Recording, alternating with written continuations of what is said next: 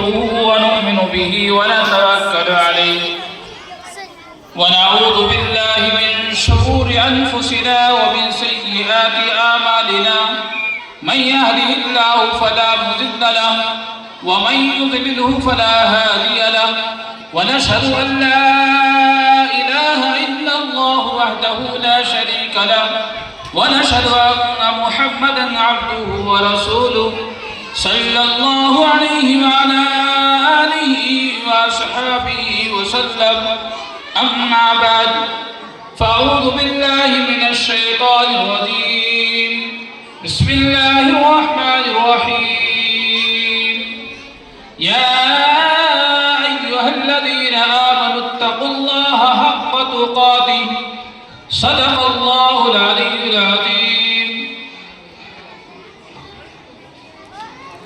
محترم بزرگ اور دوستو، عزیز ساتھیو،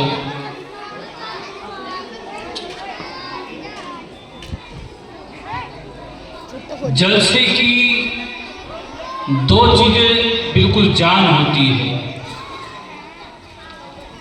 اور یہاں میں دیکھ رہا ہوں کہ الحمدللہ وہ دونوں چیزیں بالکل کامیاب ہیں. تو میں کہہ سکتا ہوں کہ آج کا یہ ہمارا اجلاس الحمدللہ کامیاب ہے. وہ دو چیزیں کیا ہیں؟ پہلی چیز، ہمارا مائک الحمدللہ ہارون بھائی جو ہے بڑے بہترین انداز میں مائک چلا رہے ہیں.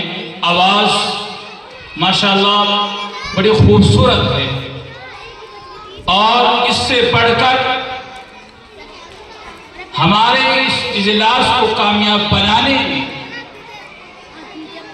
ہمارے اس اجلاس کی جو نظامت فرما رہے ہیں حضرت مولانا مفتی محمد راغب صاحب ماشاءاللہ بڑے خوبصورت انداز میں اپنے فریضے کو انجام دے رہے ہیں.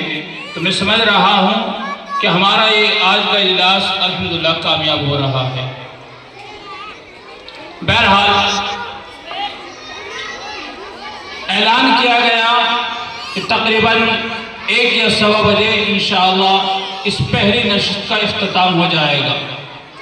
ہمارے درمیان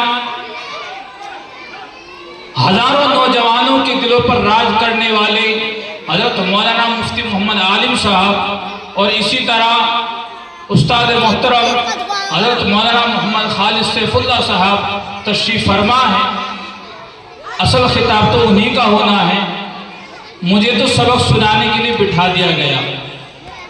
جو استاد محترم نے سبق یاد کرایا تھا تو حکم یہ ہے کہ آپ کو وہ سبق یاد بھی ہے یا بھول گئے، سنا دیا جائے. بہرحال میں نے قرآن کریم کی ایک چھوٹی سی آیت کا ایک ٹکڑا میں نے آپ حضرات کے سامنے تلاوت کیا. اسی کے تعلق سے 2-4 باتیں آپ حضرات کے کانوں تک مجھے وہ پہنچانی ہیں. آپ دعا فرمائیں کہ اللہ تعالیٰ مجھے صحیح کہنے اور ہم سب کو اس پر عمل کی توفیق عطا فرما دے، کیونکہ اصل چیز ہے عمل. اصل چیز عمل ہے. عمل اگر نہیں ہوگا تو یہ ہمارا اجلاس چاہے 4 دن تک چلتا رہے، اس کا کوئی فائدہ نہیں. فائدہ تب ہوگا جبکہ ہم جو ہیں ان باتوں پر عمل کرنے کی کوشش کریں. بہرحال قرآن کریم میں اللہ تبارک و تعالی نے فرمایا یا ایھا الذین آمنوا اتقوا اللہ حق تقاتہ. دیکھیے 2 چیزیں ہیں، ایک ہے فرض اور ایک ہے حق. اگر ہم فرض کو دیکھتے ہیں تو اس میں 3 حرف آتے ہیں. مثلا نماز پڑھنا ہے فرض ہے، رمضان شریف کے روزے رکھنا فرض ہے، اللہ نے مال دیا زکوٰۃ نکالنا فرض ہے، اس سے بھی زیادہ اگر اللہ نے مال دیا تو حج کرنا فرض ہے. لیکن ایک چیز ہے حق. مثلا ہمارا کوئی پڑوسی ہے، وہ پریشان ہے، اللہ نے ہمیں مال دیا، وسعت دی، تو ہم اس کی خبرگیری کریں، اس کا تعاون کریں. یہ ہمارے اوپر ایک حق ہے. والدین ہیں، ان کا ہمارے اوپر ایک حق ہے. ہماری اولاد ہے، ان کا ہمارے اوپر ایک حق ہے.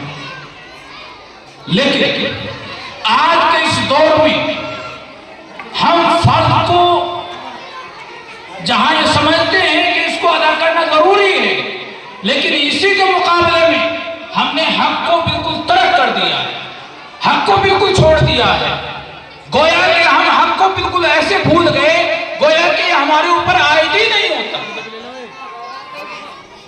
خصوصاً حق کے وراثت کے معاملے میں، اور اس سے بھی بڑھ کر بچیوں کے معاملے میں، لڑکیوں کے معاملے میں، بہنوں کے مقابلے میں ہو کیا رہا ہے کہ اگر باپ کا انتقال ہو جائے تو جو بھائی ہے وہ سارے مال پر قبضہ کر کے بیٹھ جاتا ہے اور بہن کو کچھ نہیں دیتا ہے۔ وہ سمجھتے ہیں